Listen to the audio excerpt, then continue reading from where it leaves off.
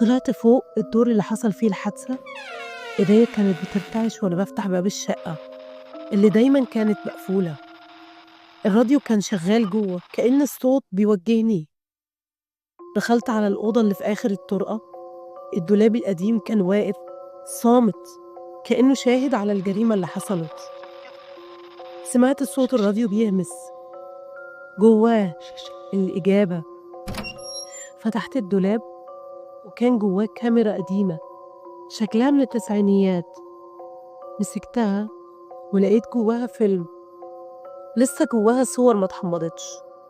الراديو قال بهدوء: حمضي الفيلم وهتعرفي مين قتلني. أنا بس حابة أسأل سؤال أخير، لقيتوا حد يشتري الشقة؟ أصل الراديو معاه هدية وبيشتغل لوحده كمان، بيوفر في كهربه.